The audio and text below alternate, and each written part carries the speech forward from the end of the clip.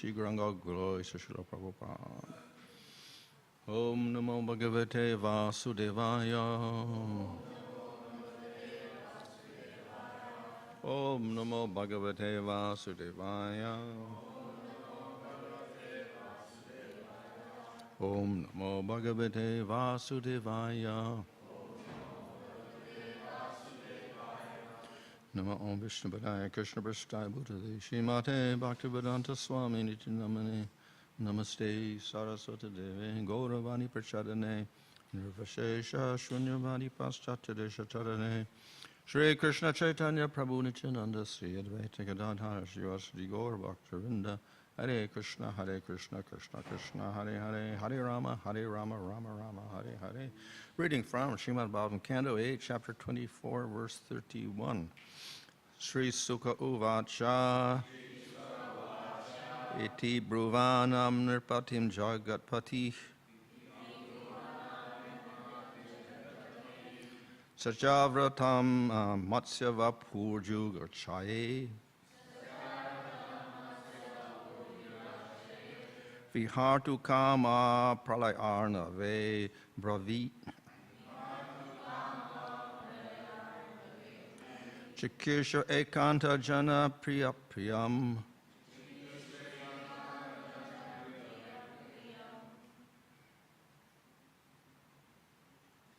Anyone?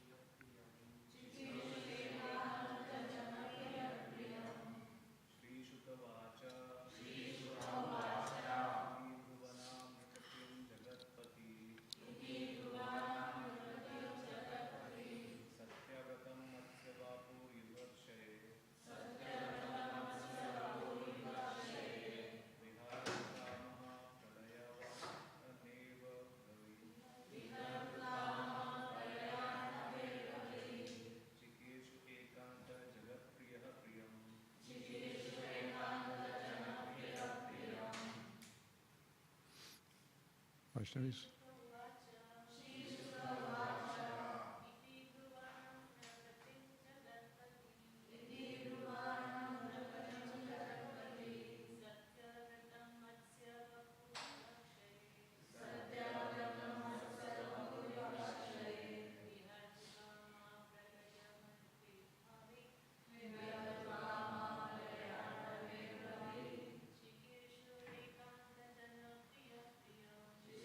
Shri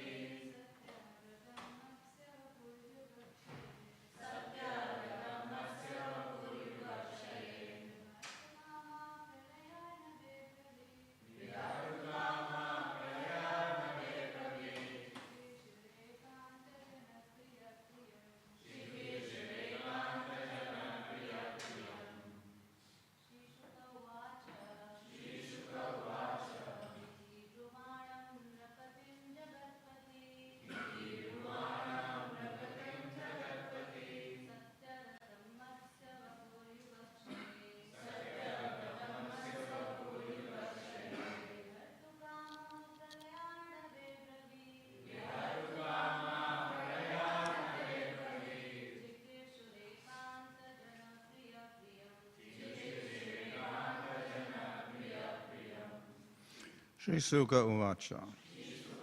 Sri Sukadev Goswami said, Iti, thus, Bruvanam, speaking like that, Nirpatim, unto the king, the Jagatpati, master of the entire universe, Satyavratam, unto Satyavrata,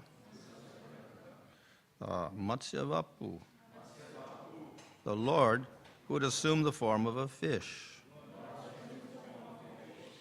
Yugakshaye, at the end of a yuga, Vihartu Kama, to enjoy his pastimes, Pralaya Arnave, in the water of inundation, Abravit, said, Chikirshu, desiring to do, Ekanta Jana Priya, most beloved by the devotees, Priyam, something very beneficial.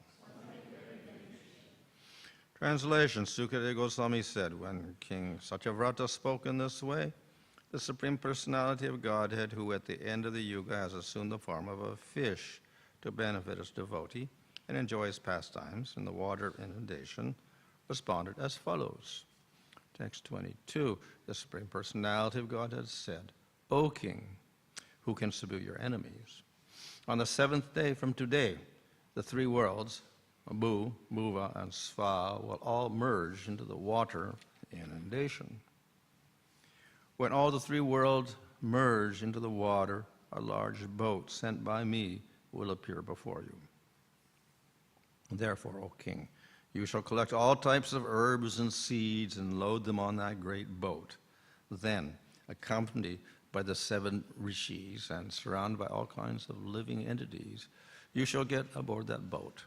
And without moroseness, you shall easily travel with your companions on the ocean of inundation, the only illumination being the effulgence of the great rishis. Then, as the boat is tossed about by the powerful winds, attach the vessel to my horn by means of the great serpent Vasuki, for I shall be present by your side.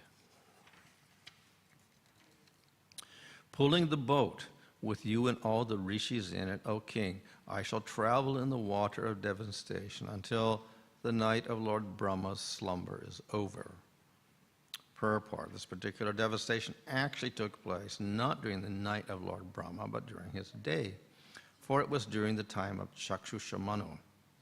Brahma's night takes place when Brahma goes to sleep, but in the daytime there are 14 Manus, one of whom is Chakshusha Manu. Therefore, Srila Vishnu Chakravarti Thakur comments that although it was daytime for Lord Brahma, Brahma felt sleepy for a short time by the supreme will of the Lord.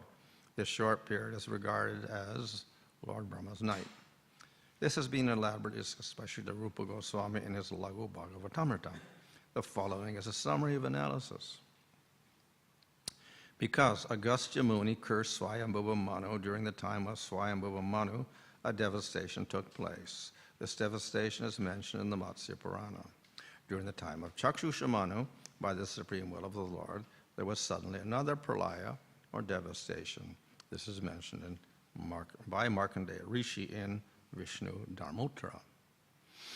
At the end of Manu's time, there is not necessarily a devastation, but at the time of Chakshusha Manvantara, the Supreme Personality of Godhead, by his illusory energy, wanted to show Satyavrata the effects of devastation. Sridhar Swami also agrees with this opinion. Lagu Bhagavatamrita says, and this is the whole thing with no translation, Made mananvartasya saiva mune sapan manum prati pralayo sao babuve ti purane kvachit iryate ayam akasmako jatas chakshusyantare mano pralaya padmanabhasya lilayeti cha kutrachit sarva manvantarasyante pralaya nischitam bhavet vishadamottare tvektat hamarkandeyena bhashatam Mano ante layo nasti manave adarshimaya ya Vishnu neti bruvanais tu Swami bir naisha manyate. Oh, okay. So, here we have the prediction of the flood. Flood is a common theme in many cultures of the world, and we have in the Bible the Noah's flood, etc. It's a common theme. And other, I think the Indians of North America have a flood, and the Norse mythology has a flood. So it's a common theme. Some ancestral flood long time ago. Yeah. So here in the Bhagavatam we have flood. But we don't have one flood, we have many floods. Now we have the big flood when everything is destroyed. This is Mahapralaya, end of Brahma's life. Everything is finished, everything dissolves, and nothing remains. But at the end of the day of Brahma, and he has 360 days in 1 year, and he has 100 years, so every day, at the end of the day, there's the big flood also.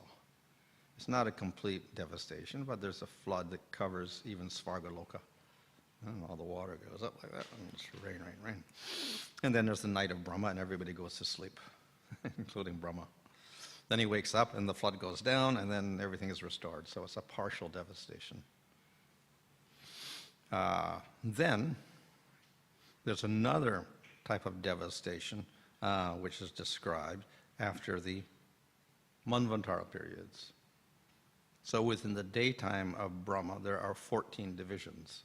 Just like we have 12 hours in day and 12 hours of night. So he has 14 divisions in his day. And these are called Manvantara periods, each approximately 71 yuga cycles.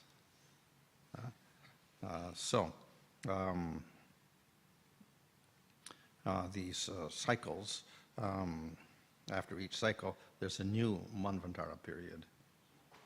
So they're called Manvantara periods because within that, one Manu rules with his dynasty, like Swayambhuva Manu. First part of the day of Brahma, he rules for 71 yuga cycles, not personally, but his descendants rule. After that, another Manu arises, and his descendants will rule for 71 yuga cycles. Now we're in Vaivasvata Manvantara. So Vaivasvata Manu, who's actually Satyavrata from the previous Manu, he becomes the Manu, Vaivasvata Manu, and his descendants will rule for 71 yuga cycles. And then another one will go throughout the day of Brahma. So these are the Manvantara periods. And along with the Manu, we get new devatas, new sages, etc. So there's another Indra, 14 times in a day of Brahma. All the devatas keep changing, and the rishis keep changing, 14 times in a day of Brahma. And according to, like here in Lagu Bhagavatamrita, Sridhar Swami does not accept, but Rupa Goswami, based on other Puranas, says that after every Manu's period, then there is a devastation like this. So this is the after the Chakshusha Manvantara, which is the 6th Manvantara, there's a flood. But actually there's a flood after Swayambhu and after all the other ones. So there's 14 floods in one day of Brahma. But these are not as big as the other floods. At the end of the day of Brahma, everything goes up past Svargaloka, so that's a big flood. So this one doesn't get that far. But it's enough to cover the earth and all this whatever is here, and all the animals and the plants have to get on the ark, or on the boat, and get pulled around by Matsya Avatar. So this is so therefore, I think Rupa Goswami says that actually Matsya appears 14 times in a day of Brahma, not just once, 14 times. But there's some disagreement, as we see here. Some say there's several devastations, and others say, as Rupa Goswami says, 14 or whatever. So there's a little controversy about that. In any case, the one after Chakshusha Manvantara with Satyavrata, who becomes Vaivasvata Manu later on, this one is the famous one. And the fish is involved in this because, as we said, the story of the fish and how it become bigger and bigger and bigger. And then when there is this devastation, there's this boat they build, and then Satyavati gets on the boat with all the herbs and the animals, etc. And Matsya Avatar pulls the boat around so that it doesn't crash anywhere.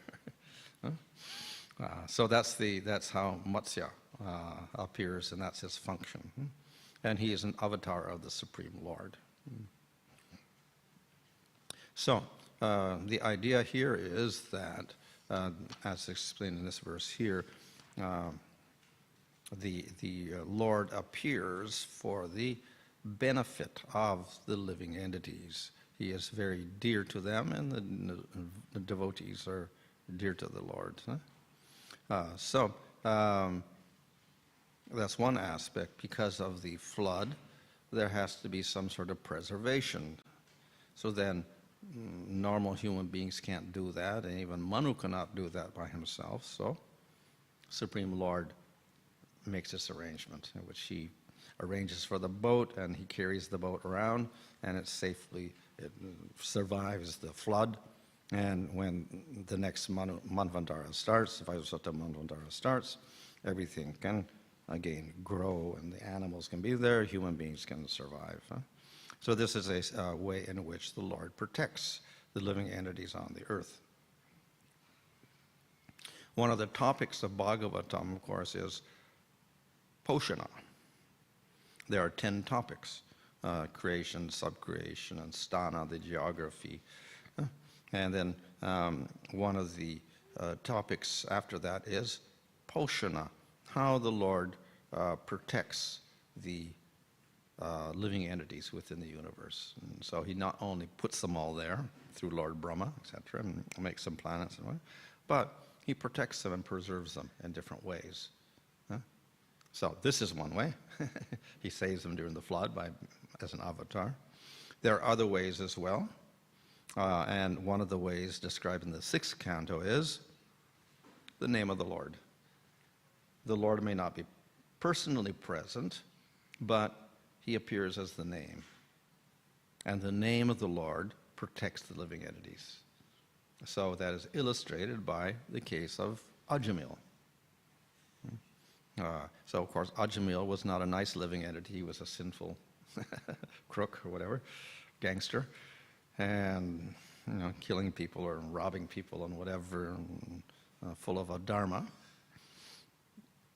But he got saved. He should have been punished for his activities, and definitely he would be, because Yamaraj was ready to do that.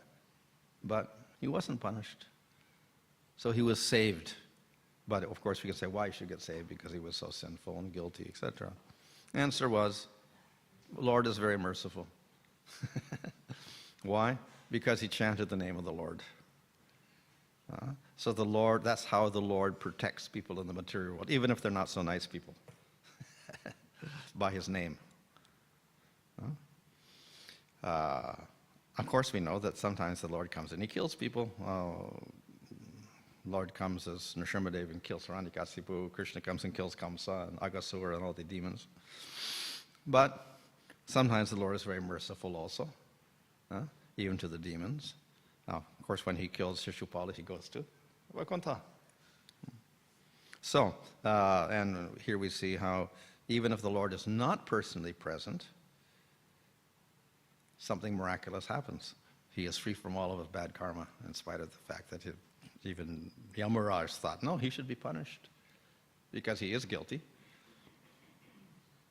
So how is it possible that Vishnu Dutas is saying, no, he cannot be punished? Why? Because he chanted the name of Vishnu. That's all. Not even with devotion. No devotion at all. No offense, but no devotion. And just by doing that even once, all of his karma is gone, no more sin. So that's the mercy of the Supreme Lord, protection in the form of the name. Which we see even the Lord, when he comes personally, doesn't do that all the time either. So he kills, different demons. This is Poshana of the Lord. He protects not only the devotee, but other living entities as well. As here we see, Lord is protecting not just the human beings and not just the good people. He's protecting the animals and the plants and everybody. So, in other times, the Lord is not personally present, but then he's still there as devotional service and as chanting of the name. And that, of all the things, the chanting of the name is the most powerful protection of all. So it protects not only devotees, it protects people who just accidentally chant the name. That's the power of it. And not just protects them, but even if they're the most sinful, and they've committed all sorts of abominable activities, somehow, chanting the name even once completely destroys all of their bad karmas, and they get no punishment at all. So that's the type of protection that the Lord gives. Of course, we can also say that, yes, the Lord absolves the sinful reactions by chanting the name accidentally. That's true. But it does not give the ultimate result. That is prema. By accidentally chanting, you cannot get prema. So Ajamil cannot get prema and go to Vaikuntha simply by accidentally chanting. So if you want to get prema, you can also get that by the name, chanting the name, even Vishnu. But you have to do it with devotion. And that's exactly what Ajamil did. He got a little reprieve and he came back to life. He became a devotee. He chanted the name and did devotional service. Then he went to Vaikuntha. So the name does act mercifully even for sinful people, whatever. But it doesn't give the highest result for that. That's reserved for the devotees. So the devotee is equal to everybody, but he is most affectionate towards the devotee. So therefore the devotee gets better results. So that principle operates kind of universally. In Bhagavad Gita, Krishna says, as you surrender unto me, I respond accordingly. So according to the amount of devotion or lack of devotion, the Lord acts differently. But he responds to everybody, even the demons. But if you're a devotee, you get more response, and more response, and more response. So we see that the forms of the Lord also show different amounts of mercy.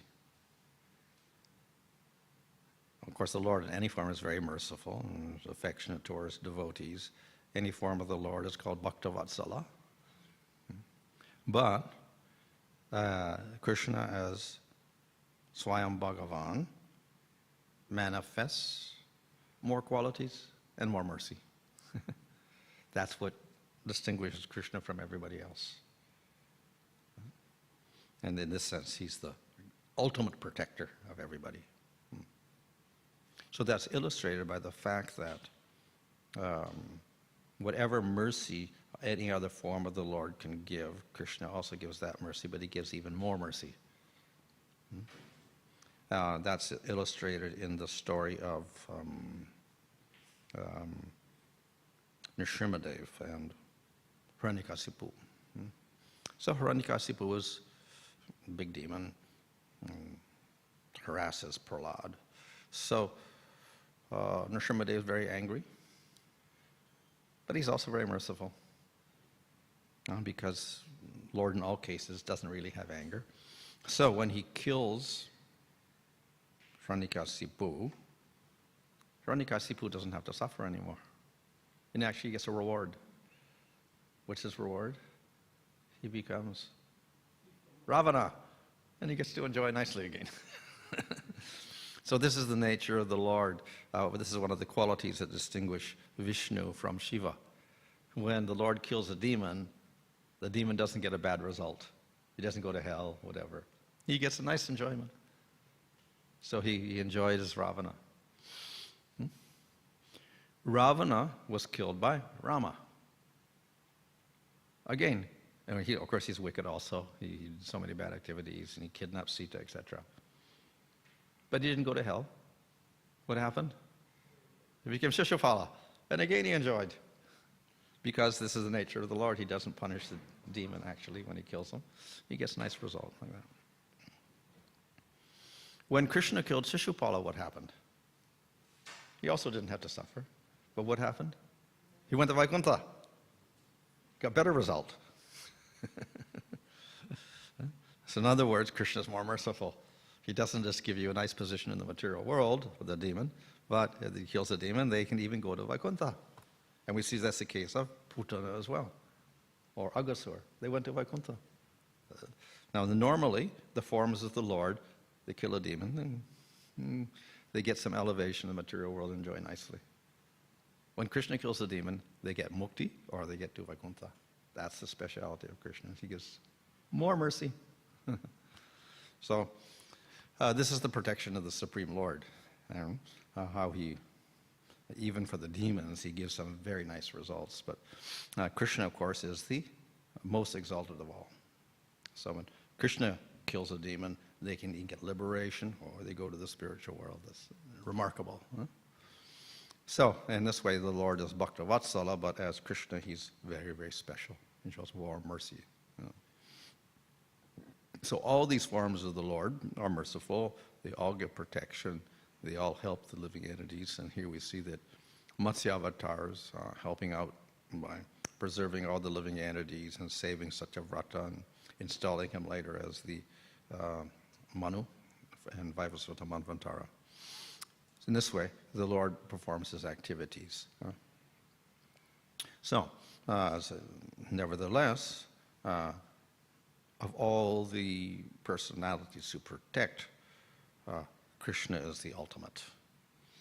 And we see the name of Vishnu, or Narayan, is powerful, and thus Ajamil got saved from his hellish existence or whatever, and then eventually went to Vaikuntha. The name of Krishna is even more powerful. Just as Krishna's got more mercy, so his name is also more merciful. So that's why it is said that name of Rama is equal to 1,000 names of Vishnu, but 3 names of Rama is equal to 1 name of Krishna. So in other words, Krishna's name is 3,000 Vishnu names. So of course we can't really quantify like that, but this is to show that Krishna is very special by having more mercy, more powers, and more sweetness, etc. And his name is similar. All the names of the Lord are wonderful, but we'll get more effect from chanting Krishna's name. Very, very special. So we get higher results, more mercy, more sweetness, etc. By chanting Krishna's name. Just as Krishna will even liberate the demons and even give them the Vaikuntha, so we get with the name of Krishna. So there is a little problem, because if Krishna gives liberation and even Vaikuntha, even a spiritual body to a demon, why should we become devotees? Let us all be demons. Get killed by Krishna. And we all go to easy way to get to the spiritual world. Just get killed by Krishna. But it's not that Krishna comes all the time, and he may not want to kill you. But the real reason is that, yes, Krishna is very merciful to these demons, and they may get the spiritual world, they get a spiritual body. Putana became a nurse in the spiritual world. But if, when it's a devotee of the Lord, you even get a better result than simply getting salokya, going to the spiritual world, getting a body, sarupya, getting power, sarshti. Yeah, the Lord can give these to the demons even when he kills them, but he gives more to the devotee. And what is that? Devotees get prema. Or we can say, okay, these demons get a little prema. They must have something in the spiritual world. If they're there, they're not demons anymore. So in the spiritual world, Putana or Shishupala, whatever, they're not demons. They're servants of the Lord. They get some little type of prema. But the devotee will get more intense prema, much more intense prema. And that is like proof of the statement that as the devotee surrenders, I respond. So you do a little bit, Krishna gives a little bit, and if you do a lot for Krishna gives you a lot. So the devotee does a lot for the Lord, Krishna responds by giving great prema. So there's a difference between the demons getting killed by the Lord and getting, liberation or salokya, whatever, and the devotee practicing and struggling in the material world against all obstacles and serving the Lord in all cases. The Lord is particularly merciful to that person, and he gets a higher position of prema in the spiritual world, much more than the others. So in this way, the Lord acts very fairly to everyone, living entities in general, to the demons, to the devotees, and to the devotees of different intensities. So for the mixed devotees, one result. For those practicing pure devotee, pure bhakti, another result. So that's the nature of the Supreme Lord, merciful in all cases, protecting the devotees, or protecting everyone, but particularly merciful towards the devotees. And of all the persons, Krishna, most merciful, and gives the highest results of all. Okay, any question there? You said that devotee aspires for Krishna. Hare Krishna Maharaji, thank you for the class. As you just said, like a devotee aspires for Krishna Prem, and when they go back to Goloka and serve Krishna over there. And the demons, like you mentioned, Shishupal, they go to Vaikuntha so that they are being close to Lord. Third, what happened to the in-between people? So if you compare, devotees are positive and demons are the negatives. What happens to the neutral person? They are in karma. Why don't they go to Lord? Okay, not demons, not devotees. What happens to them? When? Lord's not going to kill them, so that's not... So they are neither going to Vaikuntha nor getting Krishna Prema. What happens to the people in between? Well, Lord is merciful. He can be directly merciful even to these people. So by the presence of the Lord in the material world, if they happen to see him and they're neutral, then they can start getting attraction. Because the nature of the Lord is all attractive. So the exposure to the Lord, if you're neutral, you become more attracted. So in other words, you can become a devotee. Once you become a devotee and you seriously serve the Lord, then of course, the Lord responds even more. When the Lord is not personally present, then it is up to the devotees to spread the mercy of the Lord to these innocent people. So this is the quality of the Madhyama Adhikari. He gives mercy to the innocent, those who are neither demons nor devotees. They just don't know. So the devotee is merciful to these people, and he preaches to them and gives them knowledge of bhakti and Krishna. So it's up to the devotees, therefore, to give mercy to these people in the material world.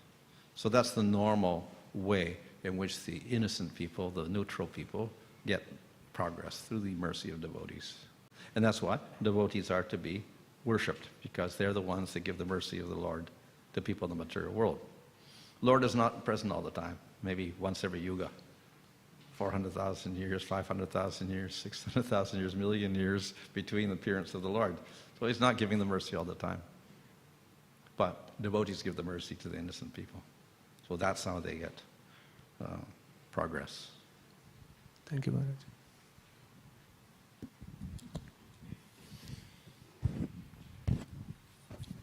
Hare Krishna Maharaj. It is said one can reach spiritual world when soul is pure. Then how come demons exist in the spiritual world? Demons? What? Which demons? Like Trinavarta, Bakasura, Agasura. The pastimes happen in spiritual world? Oh, yeah. Well, normally we don't have demons in the spiritual world. And when the Lord comes in the material world, then there are these particular pastimes. However, it's also described in the, where is it? Śrīmad Bhāgavatam, I think it is, yeah? That when Gopal Kumar goes there, then he mentions that there are some demons there, kind of demons. But looks like these are just, let's say, play demons. Demons there for Leela, to create a little variety. But they're not actual demons in the sense of tamasic entities like that. As for the demons in the material world, like the Agasura and Bakasura, they enter into Vrindavan or whatever. So this is a typical of the Lord's appearance in the material world, where he kills all sorts of demons. So in that sense, they can enter into the Dham temporarily for pastimes of the Lord. But it's very temporary. They don't stay there.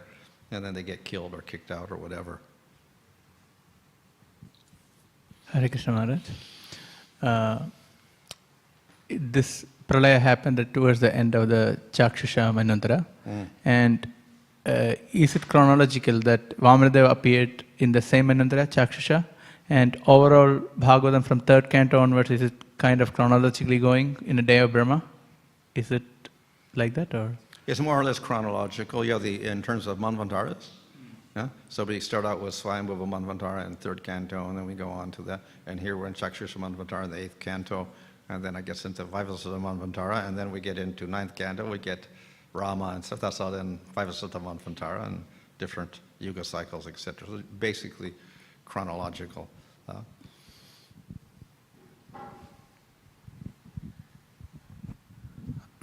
Hare Krishna Maharaj. Maharaj, you mentioned about Ajamil's pastime. We see in the fifth canto a stark contrast with the story of Maharaj Bharata, who then becomes a deer and then becomes Jada Bharata, who did so much of devotional service but had to go through 2 lifetimes to attain spiritual world. But on the contrast, we see Ajamil in the same lifetime goes to spirit. So how do we understand this contradiction? Well, every jiva is an individual, and he has his own nature, his own karmas, and he also has his own relationship with the Lord. So everything is going to be slightly different for each individual. In the case of Bharat, of course, he came in a Manvantara line, and he was a great king, so we wouldn't expect too much problem with him. And therefore, he actually ended up with Bhava. When he was in the forest, he was worshipping Vishnu, and he saw Vishnu, and he got ecstatic symptoms. So he had bhava, not even sadhana, he was in the bhava stage. But then he became attracted to a deer, and he forgot the Lord completely. So that's very strange. And then he became a deer. So that's a big fall down in one sense. But it's explained that in a previous lifetime, he committed some aparad. And the effect of that aparad was not destroyed, in spite of all of his bhakti in this lifetime and even in bhava stage. So that began to disturb his mind, and that's why he became attracted to a deer. Some weakness, it allowed weakness to set in, that anartha of an aparad. So that's how he fell from that position. However, as Rupa Goswami says in Nectar Devotion, a person in bhava is very rare, and that devotion is such that the Lord is very attracted to that. So therefore, you should never criticize a Bhava Bhakta, even if he falls, like a Bharat fell down. We can't criticize him, because the Lord is very affectionate towards such a devotee. So even if that devotee happens to fall, the Lord has got his attachment to that devotee. So he'll make arrangement for him so that he can also recover. So in the case of Bharat, recovery was that as a deer, he remembered his past life. Normal deer can't remember anything, but he's a special deer. He had a very good intelligence. He could remember a previous lifetime. He could remember his activities. He could remember his fault, etc. And therefore, as a deer, he was not a normal deer. He was a very austere deer. He wasn't attracted to anything material. He just ate a few leaves, and then he passed out of his body. Then, in next lifetime, that experience continued, and again, he didn't become attracted to anything as Jad Bharat, and he got prema. So therefore, this is kind of an arrangement of the Lord, given certain circumstances, so that he can act favorably to get prema, even if he fell from bhava. So a special mercy of the Lord again, ultimately.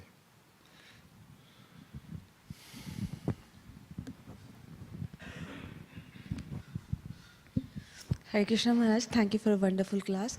Maharaj, you mentioned in your class that like a demon who got back to the spiritual world, to them Krishna has also given a love, but the devotees he shows more love, like they get more prema. So how we understand that? Because even if you take an example of Putana, she is also in motherly love. She is serving Krishna in the Golaka.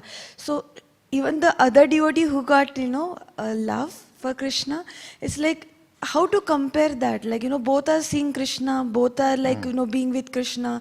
So how it is higher to a devotee than the demon? He is merciful.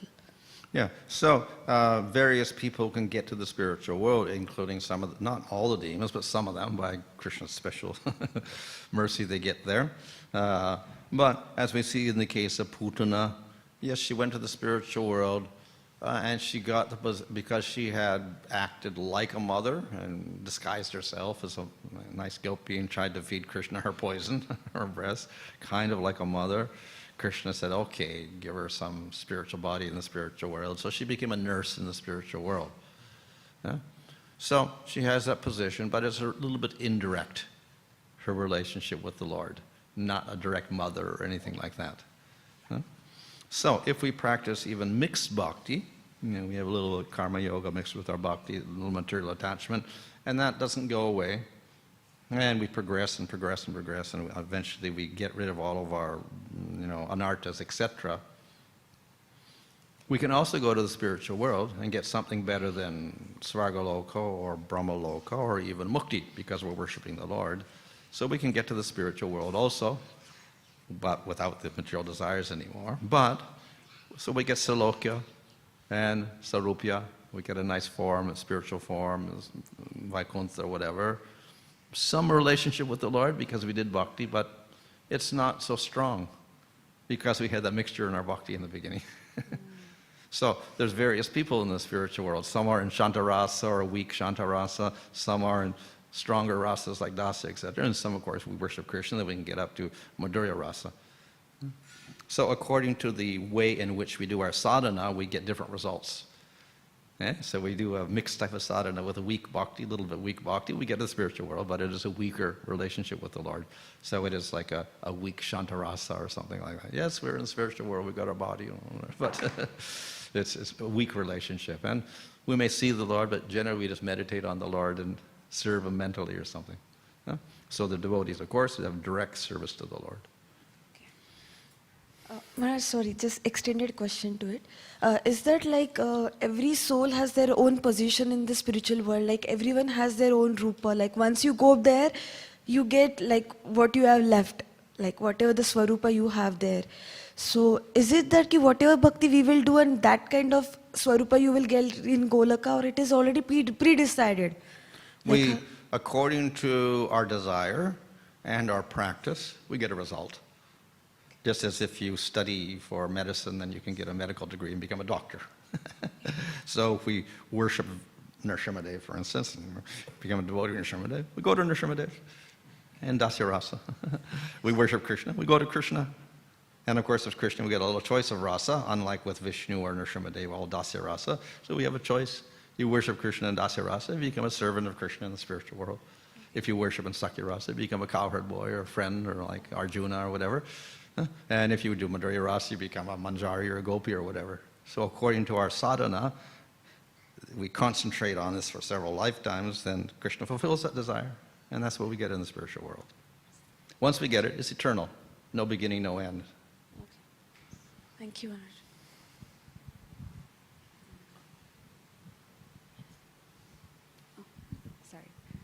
Hare Krishna, Maharaj.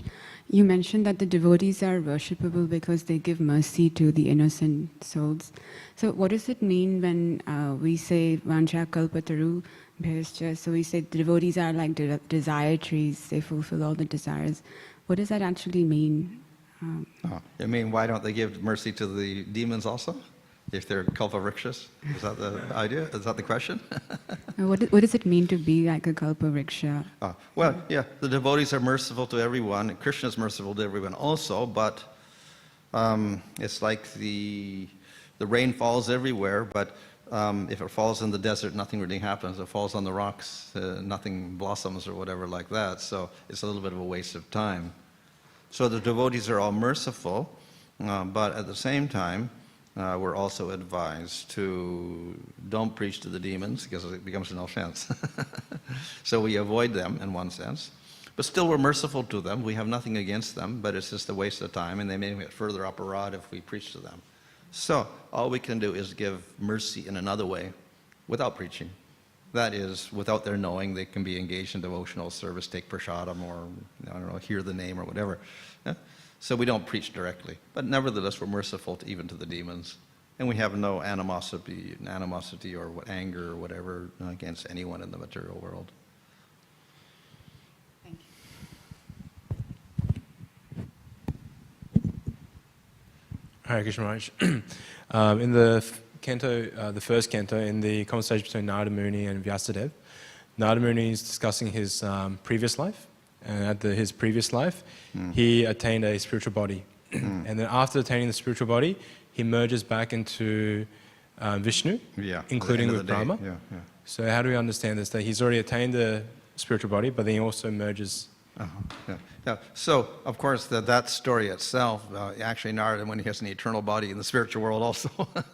So when he comes in this idea of becoming the son of a maidservant, well, that's like a lila, more or less. So he does have an eternal spiritual body. And, of course, at the end of the day of Brahma, everything disappears, everything goes to sleep, and Brahma himself merges into Vishnu. So in that sense, because they all merge there, but he does not have a material body, so obviously his body's not disappearing. But he cannot do anything because everybody's sleeping and merged in Mahavishnu. So therefore, he also more or less takes a rest at that point. When everything comes out, then Brahma manifests Narada Muni as one of his sons again. But again, it's not a real birth because he has an eternal body. So he's got an eternal body, but he may appear or disappear or merge or whatever. But he's also simultaneously eternally in the spiritual world. So he can expand himself in all the universes also because there's so many Brahmas and there's so many Narada Munis.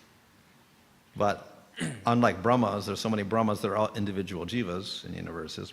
Narada Muni is one Narada Muni, but with many forms in many places in many universes and in the spiritual world. And he's a jiva also, but a special jiva. He's Shaktavesh avatar. And with Lord Brahma, at the end of his day, when he goes to sleep, he actually merges with Garbhodakasha Vishnu. Who? Brahma? Brahma. Looks like it, yeah. So when we say sleep, he's actually, he merges with the Lord. Yeah, he sleeps also, and then he comes out of the navel and starts his creation again the next day.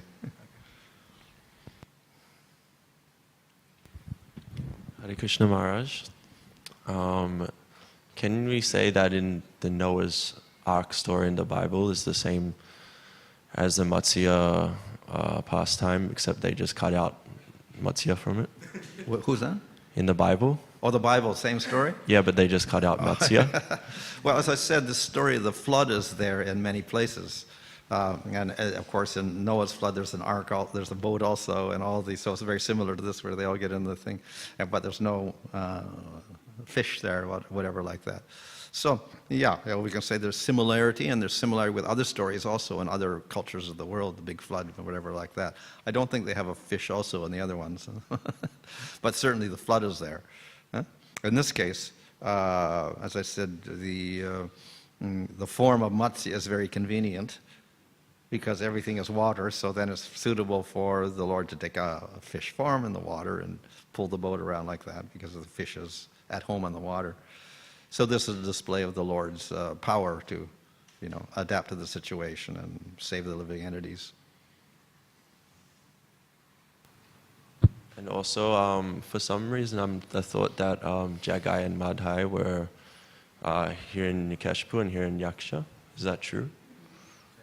That was considered to be incarnation of Jai and Vijay, who again come to the material world to experience pastimes with Lord Chaitanya. Yeah. Oh, so they are Jai and Vijay. Okay, that's it. Okay. Hare Krishna.